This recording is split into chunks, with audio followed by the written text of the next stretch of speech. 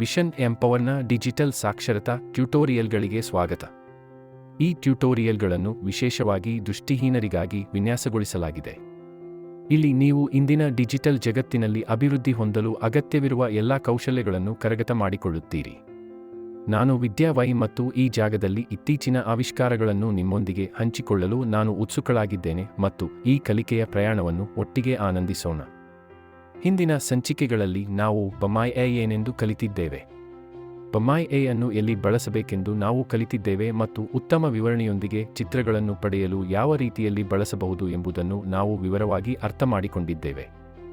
ನಾವು ಹಿಂದಿನ ಸಂಚಿಕೆಯಲ್ಲಿ ಬಮಾಯ್ ಎ ಬಳಸಿ ಚಿತ್ರಗಳನ್ನು ತೆಗೆಯುವುದು ಹೇಗೆ ಎಂದು ನೋಡಿದ್ದೇವೆ, ಆದರೆ ಇದು ಸೈದ್ಧಾಂತಿಕವಾಗಿದೆಯೇ ಮತ್ತು ಈ ಸಂಚಿಕೆಯಲ್ಲಿ ಅಂತಿಮವಾಗಿ ಟಾಕ್ಪ್ಯಾಕ್ನೊಂದಿಗೆ ಬಮಾಯ್ ಎ ಅನ್ನು ಹೇಗೆ ಬಳಸುವುದು ಎಂಬುದನ್ನು ನಾವು ಅರ್ಥಮಾಡಿಕೊಳ್ಳಲಿದ್ದೇವೆ. ಈಗ ನೀವು ಹಿಂದಿನ ಸಂಚಿಕೆಯನ್ನು ನೆನಪಿಸಿಕೊಂಡರೆ, ನಾವು ಬಮಾಯ್ ಎ ಅನ್ನು ಎರಡು ರೀತಿಯಲ್ಲಿ ನಮಗೆ ಚಿತ್ರಗಳನ್ನು ವಿವರಿಸಲು ಕೇಳಬಹುದು. ಮೊದಲ ಮಾರ್ಗವೆಂದರೆ ನೇರವಾಗಿ ಚಿತ್ರಗಳನ್ನು ತೆಗೆದುಕೊಳ್ಳುವುದು ಮತ್ತು ಎರಡನೆಯ ಮಾರ್ಗವೆಂದರೆ ಚಿತ್ರವನ್ನು ಹಂಚುವ ಮಾರ್ಗವನ್ನು ಹೇಗೆ ಬಳಸುವುದು. ಆದ್ದರಿಂದ ಈ ಸಂಚಿಕೆಯಲ್ಲಿ ನಾವು ನೇರವಾಗಿ ಚಿತ್ರಗಳನ್ನು ತೆಗೆಯುವ ಮೊದಲ ವಿಧಾನದ ಮೇಲೆ ಕೇಂದ್ರೀಕರಿಸುತ್ತೇವೆ. ನೀವು ಸಂಚಿಕೆಯನ್ನು ಸಂಪೂರ್ಣವಾಗಿ ಕೇಳುವ ಮೊದಲು ದಯವಿಟ್ಟು ಉತ್ತಮ ಚಿತ್ರಗಳನ್ನು ಹೇಗೆ ತೆಗೆದುಕೊಳ್ಳುವುದು ಎಂಬುದನ್ನು ಪರಿಶೀಲಿಸಿ, ಇದರಿಂದ ನೀವು ಉತ್ತಮ ವಿವರಣೆಯನ್ನು ಪಡೆಯಬಹುದು. ಈಗ ಹಿಂದಿನ ಸಂಚಿಕೆಯಲ್ಲಿ ಎಲ್ಲವನ್ನೂ ವಿವರವಾಗಿ ವಿವರಿಸಲಾಗಿದೆ. ನಾವು ನೇರವಾಗಿ ಅದರೊಳಗೆ ಹೋಗೋಣ. ಆದ್ದರಿಂದ ಮೊದಲು ನಾನು ಬಮಾಯ್ ಎ ತೆರೆಯುತ್ತೇನೆ ಮತ್ತು ಇಂಟರ್ಫೇಸ್ ಅನ್ನು ನಿಮಗೆ ತೋರಿಸುತ್ತೇನೆ ಮತ್ತು ಚಿತ್ರವನ್ನು ತೆಗೆದುಕೊಳ್ಳಲು ಬಟನ್ ಅನ್ನು ನೀವು ಎಲ್ಲಿ ಕಾಣಬಹುದು ಎಂಬುದನ್ನು ಸಹ ನಿಮಗೆ ತೋರಿಸುತ್ತೇನೆ ಮತ್ತು ನಂತರ ನಾನು ನನ್ನ ಕಿಟಕಿಯ ಹೊರಗೆ ಏನಿದೆ ಎಂಬುದನ್ನು ಚಿತ್ರಿಸಲು ಹೋಗುತ್ತೇನೆ. ನನಗೆ ನಿಜವಾಗಿಯೂ ಗೊತ್ತಿಲ್ಲ, ಆದ್ದರಿಂದ ಬಮಾಯ್ ಎ ನಮಗೆ ಏನು ಹೇಳುತ್ತದೆ ಎಂದು ನೋಡೋಣ. 1 unlabeled. Android. Be my eyes 203. Android. Be my eyes 203. Be my eye. Be my eyes. ಸರಿ, ಅಂತಿಮವಾಗಿ ನಾನು ಬಮಾಯ್ ಎ ಅಲ್ಲಿದ್ದೇನೆ. ಆದ್ದರಿಂದ ಇಂಟರ್ಫೇಸ್ ಅನ್ನು ನೋಡೋಣ. ನಾನು ಬಲ ಸ್ವೈಪ್ ಅನ್ನು ಬಳಸಲಿದ್ದೇನೆ ಮತ್ತು ಎಲ್ಲಾ ನಿಯಂತ್ರಣಗಳು ಏನೆಂದು ನಿಮಗೆ ತೋರಿಸಲಿದ್ದೇನೆ. Be my eyes. Be my ice ಎಂದು ಹೇಳುತ್ತದೆ. Call a volunteer button. ಅದನ್ನು ಸ್ವಯಂ ಸೇವಕ ಎಂದು ಕರೆಯಲಾಗುತ್ತದೆ. My community button. ನನ್ನ community button. Selected home tab 1 of 5 and list 5 items. ಇದು ಹೋಮ್ನಲ್ಲಿ ಇದೆ ಮತ್ತು ನೀವು ಎಚ್ಚರಿಕೆಯಿಂದ ಕೇಳಿದರೆ ಅದು ಆಯ್ಕೆ ಮಾಡಿದ ಹೋಮ್ ಎಂದು ಹೇಳುತ್ತದೆ. ಆದ್ದರಿಂದ ನೀವು ಮಾಡಬೇಕಿರುವುದು ಎಚ್ಚರಿಕೆಯಿಂದ ಆಲಿಸಿ. ಅದರಿಂದ ನಾವು ಮುಂದಿನ ಟ್ಯಾಪ್ ಅನ್ನು ಆಯ್ಕೆ ಮಾಡಿದಾಗ ನೀವು ಆಯ್ಕೆ ಮಾಡಿರುವುದನ್ನು ಕೇಳಿದರೆ ಆ ಟ್ಯಾಪ್ ಅನ್ನು ಆಯ್ಕೆ ಮಾಡಲಾಗಿದೆ ಎಂದರ್ಥ. ಆದ್ದರಿಂದ ನಾನು ನಿಮಗೆ ಮತ್ತೊಮ್ಮೆ ತೋರಿಸುತ್ತೇನೆ. ನಾನು ಒಮ್ಮೆ ಎಡಕ್ಕೆ ಸ್ವೈಪ್ ಮಾಡಿ ನಂತರ ಬಲಕ್ಕೆ ಸ್ವೈಪ್ ಮಾಡುತ್ತೇನೆ. My groups selected home tab 1 of 5 and list 5 items. ಆದ್ದರಿಂದ ಅದು ಆಯ್ಕೆ ಮಾಡಿದ ಹೋಮ್ ಟ್ಯಾಬ್ ಎಂದು ಹೇಳುತ್ತದೆ. ಈಗ ಅಲ್ಲಿ ಏನಿದೆ ಎಂದು ನೋಡೋಣ. Be my AI tab 2 of 5. ಇದು ಬಮಾಯ್ ಎ. ಇದನ್ನು ನಾವು ಆಯ್ಕೆ ಮಾಡಬೇಕಾಗಿದೆ. Service directory tab 3 or 5. ಈ ಸೇವಾ directory. Community tab 4 of 5. Community. Settings tab 5 of 5. ಸೆಟ್ಟಿಂಗ್ಸ್ಗಳ tab 5ರಲ್ಲಿ 5. ಸೆಟ್ಟಿಂಗ್ಗಳು. ನಾನು ಸರಿಯಾಗಿ ಸ್ವೈಪ್ ಮಾಡುತ್ತಿದ್ದರೆ ಏನೂ ಇಲ್ಲ, ಆದ್ದರಿಂದ ಇವುಗಳೆಲ್ಲ ನಮಗೆ ಅಗತ್ಯವಿಲ್ಲ. ನೀವು ಬಮಾಯ್ ಐಸ್ ಅಥವಾ ಬಮಾಯ್ ಎ ಆದರೂ ಆಗಿರಲಿ. ಬಮಾಯ್ ಐಸ್ ಹಿಂದಿನ ಸಂಚಿಕೆಗಳನ್ನು ನಮ್ಮ ಚಾನೆಲ್ನಲ್ಲಿ ಹೊಂದಿದ್ದೇವೆ, ಪರಿಶೀಲಿಸಬಹುದು. ಆದ್ದರಿಂದ ನೀವು ಅದನ್ನು ಪರಿಶೀಲಿಸಬಹುದು. ನಾವು ಈಗಲೇ ಹೆಚ್ಚಿನ ವಿವರಗಳನ್ನು ಕಂಡುಹಿಡಿಯೋಣ. ನಾನು ಎಡ ಸ್ವೈಪ್ ಅನ್ನು ಬಳಸುತ್ತಿದ್ದೇನೆ ಮತ್ತು ಬಮಾಯ್ ಎ ಟ್ಯಾಬ್ಗೆ ಹೋಗುತ್ತಿದ್ದೇನೆ ಮತ್ತು ಅದನ್ನು ಆಯ್ಕೆ ಮಾಡುತ್ತಿದ್ದೇನೆ, ಅಂದರೆ ನಾನು ಡಬಲ್ ಟ್ಯಾಪ್ ಮಾಡಿದ್ದೇನೆ. ಅದರ ಮೇಲೆ ಟ್ಯಾಪ್ ಮಾಡಿ ಮತ್ತು ಇಲ್ಲಿ ನಾವು ಚಿತ್ರಗಳನ್ನು ತೆಗೆದುಕೊಳ್ಳಬಹುದು. Community service direct. Be my AI tab 2 of 5. Be my AI. ನನ್ನ ಆಯ್ಕೆ ಬಮಾಯ್ ಎ ಆಗಿದೆ. ಬಮಾಯ್ ಎ ಆಯ್ಕೆ ಆಗಿದೆ. ಹಾಗಾಗಿ ನಾನು ಈಗ ಸರಿಯಾಗಿ ಸ್ವೈಪ್ ಮಾಡುತ್ತಿದ್ದೇನೆ. Community directory 3 out of 5. Community set. ಇವೆಲ್ಲದರ ಅಗತ್ಯ ನಮಗೆ ಇಲ್ಲ, ಆದ್ದರಿಂದ ನಾನು ಮತ್ತೆ ಸರಿಯಾಗಿ ಸ್ವೈಪಿಂಗ್ ಮಾಡುತ್ತಿದ್ದೇನೆ. Take picture button. ಆದ್ದರಿಂದ ನೀವು ಮೊದಲ ನಿಯಂತ್ರಣವನ್ನು ಬಮಾಯ್ ಎ ಎಂದು ಕೇಳಿದ್ದರೆ ಮತ್ತು ನಾನು ಬಲಕ್ಕೆ ಸ್ವೈಪ್ ಮಾಡಿದರೆ Home tab 1 of 5 and list 5 items. Take picture button out of list. ಆದ್ದರಿಂದ ನೀವು ಮೊದಲ ನಿಯಂತ್ರಣವನ್ನು ಬಮಾಯ್ ಎ ಎಂದು ಕೇಳಿದ್ದರೆ ಮತ್ತು ನಾನು ಬಲಕ್ಕೆ ಸ್ವೈಪ್ ಮಾಡಿದರೆ Take picture button. ಇದು ಚಿತ್ರವನ್ನು ತೆಗೆಯುವ ಬಟನ್ ಮತ್ತು ಇದನ್ನೇ ನಾವು ಬಳಸುತ್ತೇವೆ. Home tab 1 of 5 in list 5 items. ಹಾಗಾಗಿ ನಾನು ರೈಟ್ ಮತ್ತೆ ಸ್ವೈಪ್ ಮಾಡಿದರೆ ಅದು ನಮಗೆ ಅಗತ್ಯವಿಲ್ಲದ ಮನೆಗೆ ಹಿಂತಿರುಗುತ್ತದೆ. ಆದ್ದರಿಂದ ನಾನು ಲೆಫ್ಟ್ ಸ್ವೈಪ್ ಮಾಡುತ್ತೇನೆ. Take picture button out of list. ಹಾಗಾಗಿ ಈಗ ಚಿತ್ರ ತೆಗೆಯಿರಿ. ನಾನು ಏನು ಮಾಡಲಿದ್ದೇನೆ ಎಂದರೆ ನಾನು ವಿಂಡೋವನ್ನು ತೆರೆದು ಚಿತ್ರವನ್ನು ತೆಗೆಯುತ್ತೇನೆ. ಅಂದರೆ ನಾನು ಚಿತ್ರ ತೆಗೆಯಲು 2 ಬಾರಿ ಟ್ಯಾಪ್ ಮಾಡಲಿದ್ದೇನೆ. ಆದ್ದರಿಂದ ಈಗ ನಾನು ವಿಂಡೋವನ್ನು ತೆರೆಯುತ್ತೇನೆ. ಇಲ್ಲಿ ನಾನು ನನ್ನ ಫೋನನ್ನು ನೇರವಾಗಿ ನಿಂತಿರುವ ಸ್ಥಾನದಲ್ಲಿ ಇರಿಸಬೇಕು ಮತ್ತು ಅದನ್ನು ಹಿಡಿದುಕೊಳ್ಳಬೇಕು ಮತ್ತು ಚಿತ್ರವನ್ನು ತೆಗೆದುಕೊಳ್ಳಬೇಕು. ಸರಿ, ನಾನು ಈಗ ಚಿತ್ರವನ್ನು ತೆಗೆದುಕೊಳ್ಳುತ್ತಿದ್ದೇನೆ ಎಂದು ಅದು ಏನು ಹೇಳುತ್ತದೆ ಎಂದು ನೋಡೋಣ. Home take picture button out of list. 0% analyzing picture, please wait progress bar. ಸರಿ, ನಾನು ಚಿತ್ರವನ್ನು ತೆಗೆದುಕೊಂಡಿದ್ದೇನೆ. ಅದನ್ನು ವಿಶ್ಲೇಷಿಸುವುದು ಇಂಟರ್ನೆಟ್ ಅನ್ನು ಅವಲಂಬಿಸಿರುತ್ತದೆ ಎಂದು ಹೇಳುತ್ತದೆ. ಸಂಪರ್ಕವು ವೇಗವಾಗಿದ್ದರೆ ಫಲಿತಾಂಶಗಳು ವೇಗವಾಗಿರುತ್ತವೆ. ನಾನು ಚಿತ್ರ ತೆಗೆದಿದ್ದೇನೆ. ನೀವು ಹಿಡಿದಿಟ್ಟುಕೊಳ್ಳಬೇಕಾದ ಚಿತ್ರವನ್ನು ತೆಗೆದುಕೊಳ್ಳುವಾಗ ಅದು ಏನು ಹೇಳುತ್ತದೆ ಎಂದು ನೋಡೋಣ. The picture shows a view from a window out. Be my AI. ಸರಿ, ನೀವು ಹಿಡಿದಿಟ್ಟುಕೊಳ್ಳಬೇಕಾದ ಚಿತ್ರವನ್ನು ತೆಗೆದುಕೊಳ್ಳುವಾಗ ನಾನು ಹೇಳುತ್ತಿರುವುದನ್ನು ಇದು ವಿಶ್ಲೇಷಿಸಿದೆ. ನಿಮ್ಮ ಫೋನ್ ಸ್ಥಿರವಾಗಿದೆ. ಸರಿ, ಈಗ ಅಂತಿಮವಾಗಿ ಬಮೈ ಎ ಏನನ್ನು ವಿವರಿಸುತ್ತದೆ ಎಂಬುದನ್ನು ಕೇಳೋಣ. The picture shows a view from a window outside. There's a white building with blue vertical lines. The building has several small windows. In front of the building there is a covered parking area with a white car parked underneath. The ground appears to be a mix of dirt and some patches of grass with a few scattered bricks and stones. There are also some palm trees visible with one prominently in the foreground. The sky is overcast, suggesting it might be a cloudy day. ವಾಹ್, ಇದು ನಮಗೆ ತುಂಬಾ ವಿವರಗಳನ್ನು ನೀಡಿದೆ ಮತ್ತು ಅದು ತುಂಬಾ ಸ್ಪಷ್ಟವಾಗಿ ವಿವರಿಸಿದೆ. ಮತ್ತು ನೀವು ಕೇಳಿದ್ದೀರಾ, ದೃಷ್ಟಿಯುಳ್ಳ ವ್ಯಕ್ತಿಯು ಅದನ್ನು ವಿವರಿಸಿದರೂ ಇಷ್ಟು ಸ್ಪಷ್ಟವಾಗಿರುವುದಿಲ್ಲ. ಆದ್ದರಿಂದ ಅದರ ವಿವರಣೆಯು ನಿಜವಾಗಿಯೂ ರೋಮಾಂಚಕವಾಗಿದೆ. ಆದ್ದರಿಂದ ಅದು ನಮಗೆ ಇಂದು ಹೇಳಿರಬಹುದು, ಇದು ಮೋಡ ಕವಿದ ದಿನವಾಗಿದ್ದು ಅದು ನೋಡಬಹುದಾದ ಕಟ್ಟಡದ ಬಗ್ಗೆ ಹೇಳಿದೆ. ಮತ್ತು ಅದು ನಿಮಗೆ ವಿಂಡೋಸ್ ತೆರೆದಿದೆ ಎಂದು, ಬಿಳಿ ಕಾರು ಇದೆ ಎಂದು ಹೇಳಿದೆ ಮತ್ತು ಅಲ್ಲಿ ಇರುವ ಸಸ್ಯಗಳ ಬಗ್ಗೆ ಪ್ರಸ್ತಾಪಿಸಿದೆ ಎಂದು ನಿಮಗೆ ತಿಳಿದಿದೆ. ನೀವು ಇನ್ನು ಏನು ಮಾಡಬಹುದು, ಅದನ್ನು ಕೇಳಿ. ಎಲ್ಲವನ್ನೂ ವಿವರಿಸಲಾಗುತ್ತದೆ ಮತ್ತು ಅದು ಹೇಗೆ ಎಂದು ವಿವರಿಸಿದೆ ಕೂಡ. ನೆಲದ ಬಗ್ಗೆ ಕೂಡ ಹೇಗಿದೆ ಎಂದು ತಿಳಿಸಿದೆ, ಸ್ವಲ್ಪ ಕೊಳಕು ಎಂದು. ಆದ್ದರಿಂದ ನಾನು ಮತ್ತೊಮ್ಮೆ ಎಡಕ್ಕೆ ಸ್ವೈಪ್ ಮಾಡುತ್ತೇನೆ ಮತ್ತು ಮತ್ತೊಮ್ಮೆ ಬಲಕ್ಕೆ ಸ್ವೈಪ್ ಮಾಡುತ್ತೇನೆ. ಇದರಿಂದ ನೀವು ಅದನ್ನು ಮತ್ತೊಮ್ಮೆ ಕೇಳಬಹುದು. Be my AI. The picture shows a view from a window outside. There's a white building with blue vertical lines. The building has several small windows. In front of the building there is a covered parking area with a white car parked underneath. The ground appears to be a mix of dirt and some patches of grass with a few scattered bricks and stones. There are also some palm trees visible with one prominently in the foreground. The sky is overcast, suggesting it might be a cloudy day. ಇದು ನಿಜವಾಗಿಯೂ ಒಳ್ಳೆಯದು. ಆದ್ದರಿಂದ ಇದರ ನಂತರ ನಾವು ಇನ್ನೂ ಇತರ ವೈಶಿಷ್ಟ್ಯಗಳನ್ನು ಪಡೆಯಬಹುದಾಗಿದೆ. ಈ ಚಿತ್ರದೊಂದಿಗೆ ಮಾಡಬಹುದು. ಈಗ ನಾನು ಬಲ ಸ್ವೈಪ್ ಮಾಡುತ್ತೇನೆ. Take picture button. ನೀವು ಇನ್ನೊಂದು ಚಿತ್ರವನ್ನು ತೆಗೆಯಲು ಬಯಸಿದರೆ ಈಗ ಮತ್ತೆ ಚಿತ್ರ ತೆಗೆಯಿರಿ ಬಟನ್ ಇದೆ. ನಾನು ಮತ್ತೆ ಬಲಕ್ಕೆ ಸ್ವೈಪ್ ಮಾಡಲಿದ್ದೇನೆ. Ask more button.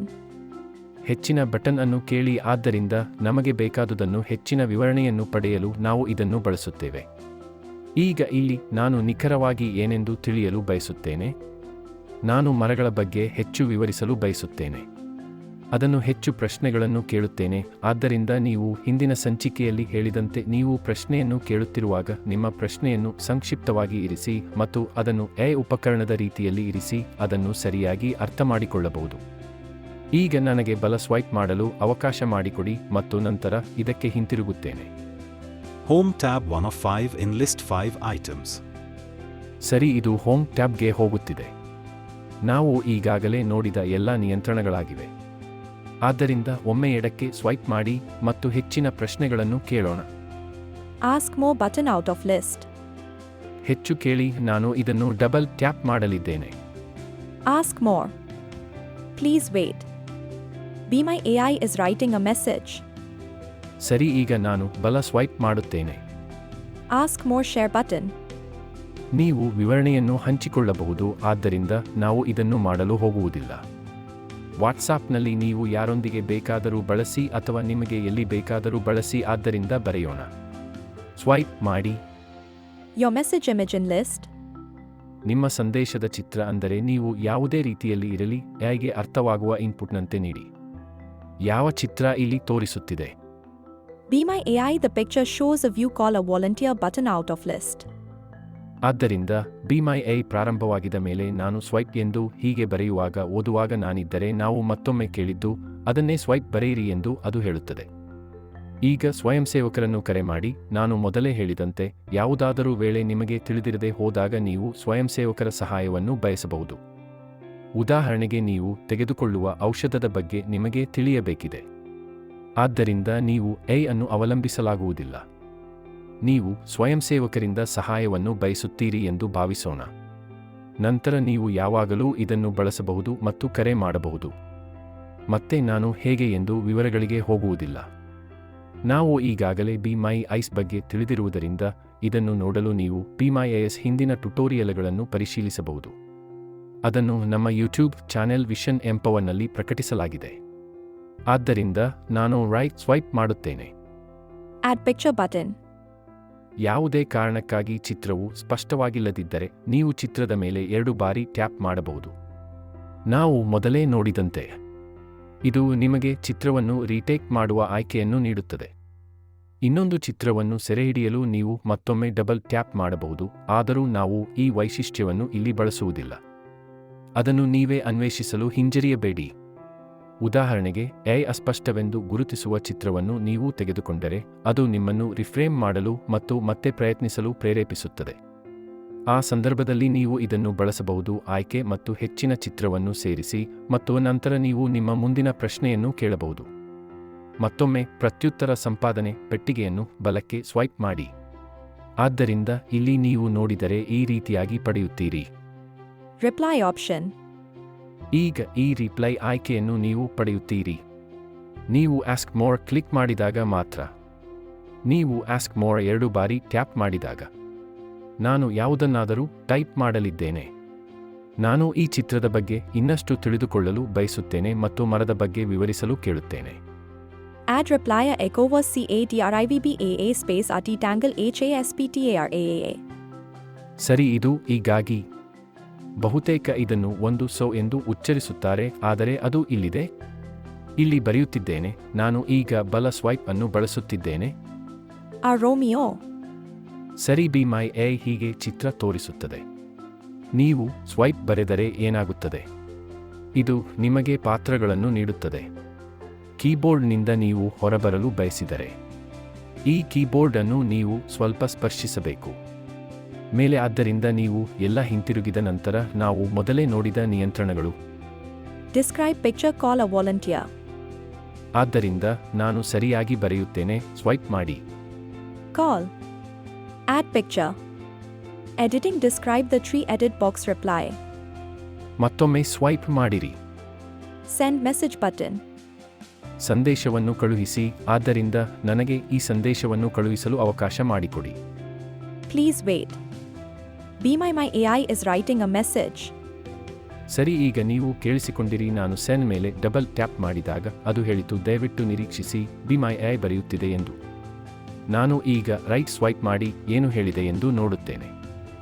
Sticker keyboard. Be My AI. The tree in the picture is a tall palm tree with a slender trunk. Its leaves are long and feathery, extending outward in a fan-like shape. The leaves are green, though some of the lower leaves appear to be turning brown. The tree stands prominently in front of the white building and its height reaches above the rough line.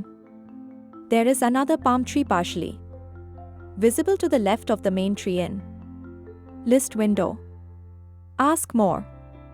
ಇದು ವಾಸ್ತವವಾಗಿ ಬಹಳ ಎದ್ದು ಕಾಣುವ ವಿವರಣೆಯನ್ನು ನೀಡಿದೆ ಮತ್ತು ಅದು ಮರವು ಹೇಗೆ ಎತ್ತರವಾಗಿದೆ ಮತ್ತು ಅಲ್ಲಿ ಹೇಗೆ ಕಾಣುತ್ತದೆ ಎಂಬುದನ್ನು ವಾಸ್ತವವಾಗಿ ನಮಗೆ ಹೇಳಿದೆ. ಮತ್ತೊಂದು ಮರ ಮತ್ತು ಇತರ ಎಲ್ಲ ವಿವರಗಳು, ಮತ್ತು ನೀವು ಅದನ್ನು ಗಮನಿಸಿದರೆ ಇದು ಫ್ಯಾನ್ನಂತಿದೆ ಎಂದು ನಿಮಗೆ ತಿಳಿದಿದೆ. ಅದರ ಶಾಖೆಗಳು ಒಂದು ರೀತಿಯಲ್ಲಿ ಹರಡಿವೆ ಎಂದು ನಮಗೆ ಹೇಳಿದರು. ಇದು ಒಬ್ಬ ದೃಷ್ಟಿಹೀನ ವ್ಯಕ್ತಿಯು ಕೇಳುತ್ತಿದ್ದಾನೆ ಎಂದು ಅದು ತಿಳಿದಿದೆ. ಪ್ರಶ್ನೆಗಳು ಮತ್ತು ಅದಕ್ಕೆ ಅನುಗುಣವಾಗಿ ನಿಮಗೆ ವಿವರಗಳನ್ನು ನೀಡುತ್ತದೆ. ಅದಕ್ಕಾಗಿಯೇ ಒಂದು ಸಂಚಿಕೆಯಲ್ಲಿ ಈ ಅಪ್ಲಿಕೇಶನ್ನಲ್ಲಿ ಇದು ಅತ್ಯಂತ ವಿಶಿಷ್ಟವಾಗಿದೆ ಎಂದು ನಾನು ಉಲ್ಲೇಖಿಸಿದ್ದೇನೆ. ಏಕೆಂದರೆ ಅದು ಸಂದರ್ಭ ಮತ್ತು ಅದನ್ನು ತಿಳಿದಿದೆ, ಅದಕ್ಕೆ ಅನುಗುಣವಾಗಿ ನಮಗೆ ಡೇಟಾವನ್ನು ನೀಡುತ್ತದೆ. ಆದ್ದರಿಂದ ನಾವು ನೋಡೋಣ ಈ ಸ್ಪಷ್ಟವಾದ ವಿವರಣೆಯನ್ನು ಒಮ್ಮೆ ಕೇಳಿ. ಹೆಚ್ಚು ನಾನು ಒಮ್ಮೆ ಬಲಕ್ಕೆ ಮತ್ತು ಎಡಕ್ಕೆ swipe ಮಾಡುತ್ತೇನಾ? Caller be my AI. The tree in the picture is a tall palm tree with a slender trunk. Its leaves are long and feathery, extending outward in a fan-like shape. The leaves are green, though some of the lower leaves appear to be turning brown. The tree stands prominently in front of the white building and its height reaches above the rough line. There is another palm tree partially visible to the left of the main tree in list. ಮರವು ಹೇಗೆ ಕಾಣುತ್ತದೆ ಎಂಬುದನ್ನು ನೀವು ಊಹಿಸಬಹುದು ಮತ್ತು ದೃಶ್ಯೀಕರಿಸಬಹುದು ಎಂದು ನನಗೆ ಖಾತ್ರಿಯಿದೆ. ಹಿಂದಿನ ಗೊಂದಲಕ್ಕೆ ಕ್ಷಮೆ, ಎಲೆಗಳು ಫ್ಯಾನ್ನಂತೆ ಹರಡಿಕೊಂಡಿವೆ, ಕೊಂಬೆಗಳಲ್ಲ ಎಂದು ನಾನು ಹೇಳಲು ಬಯಸುತ್ತೇನೆ. ಈ ಸಂಚಿಕೆ ನಿಮಗೆ ಉಪಯುಕ್ತ ಮತ್ತು ಆನಂದದಾಯಕವಾಗಿದೆ ಎಂದು ನಾನು ಭಾವಿಸುತ್ತೇನೆ. ನಿಮ್ಮ ಉತ್ಪಾದಕತೆಯನ್ನು ಹೆಚ್ಚಿಸಲು ಮತ್ತು ನಿಮ್ಮ ಡಿಜಿಟಲ್ ಪ್ರಯಾಣವನ್ನು ಇನ್ನಷ್ಟು ಸುಗಮಗೊಳಿಸಲು ಹೆಚ್ಚಿನ ಸಲಹೆಗಳು ಮತ್ತು ಒಳನೋಟಗಳಿಗಾಗಿ ಮುಂದಿನ ಬಾರಿ ನನ್ನೊಂದಿಗೆ ಭೇಟಿಯಾಗಿರಿ. ನಾನು ವಿದ್ಯಾ ವೈ. ಸೈನ್ ಆಫ್ ಹೇಳುತ್ತಿದ್ದೇನೆ. ನಾವು ಮುಂದಿನ ಬಾರಿ ಭೇಟಿಯಾಗುವವರೆಗೆ ಕಲಿಯುತ್ತಾ ಬೆಳೆಯುತ್ತಾ ಇರಿ. ಶೀಘ್ರದಲ್ಲೇ ನಿಮ್ಮನ್ನು ಭೇಟಿ ಮಾಡುತ್ತೇವೆ.